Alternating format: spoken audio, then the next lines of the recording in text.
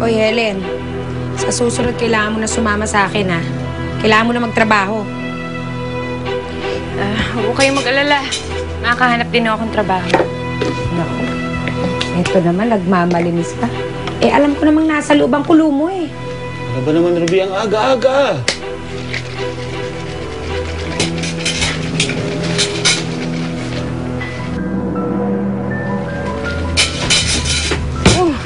Ano ba yan? Harang-harang? Ba't hindi mo ilipat na lugar yan? Dahan-dahan naman ho! Ano? Kawawa ka naman. Nagising ka? Nagising ka? Ayan. Ko.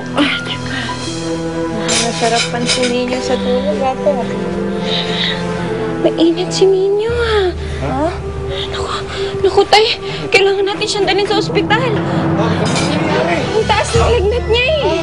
Tay, sandali. Uy, papahula. Ayusin mo yung mga gamit niya, na. Ano yung mga gamit? Bilis! O, ito. Balutin mo lang kumot. Ito. May ilagay mo to dyan. Hindi mo na ng tuwalya para makapal. Ano ba? Ano ba lang po, Milos? Ito na.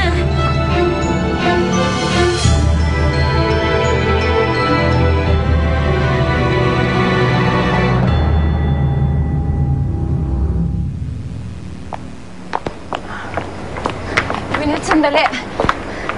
Oh, anong ginagawa mo dito?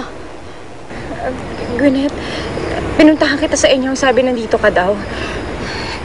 Kailangan ko kasi ng tulong mo, eh. Na-ospital si Ninyo. May sakit siya. So, pakialam ko. Ikaw nanay niya, diba? Gwyneth, sandali lang. Sandali lang. Uy, ano ito, ha? Di ba malinaw ang usapan natin? Nakakaintindi ba kayo ni Lester, ha? Hindi kayo dapat nakikita na kasama namin. Ma'am, si baby ninyo ho kasi nasa ospital. Sinugod namin siya sa ospital. Kailangan namin... Ang kapal ng mukha mo! Binigay ko na kay Lester ang pera. Sobra-sobra pa. Tapos ngayon, hihingi ka pa ulit. Sabi nga dyan. Halika na. Gwyneth, sandali lang. Nakikiusap ako sa'yo. Ito na yung huling beses na hihingi ako sa'yo ng tulong. Parang awa mo na. Alam mo, Helen, sukang-suka na ako sa bata mo. Kung pwede nga, mamatay na yan, eh. Para tapos na yung problema ko. Huwag mong hahawakan si Gwyneth. Lumayas ka, ha? Ayaw ko nang makita ang pagmumukha mo kayong dalawa ni Lester. Gwyneth, anak mo siya. Responsibilidad mo siya at hindi mo siya dapat pinapabayaan. Wala akong anak. Ikaw tong malanding nagpabuntis, hindi ako. Nasisiraan ka na ba? Ikaw ang ina ng bata at hindi ako. Baka nakakalimutan mo. Umalis ka na dito, ha? Lumayas ka na! Sakay na, Gwyneth.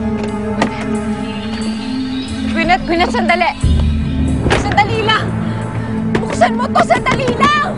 Kausapin mo ako. Buksan mo to, parang awa mo na.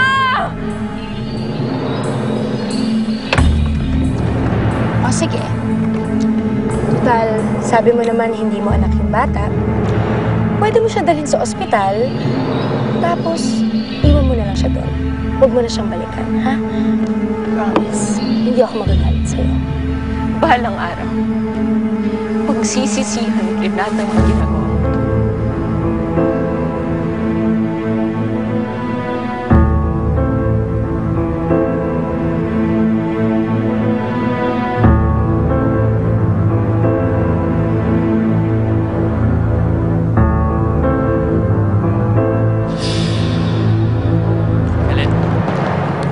Helen, anong nangyari sa'yo?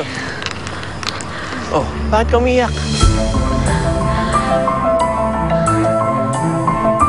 Anong problema?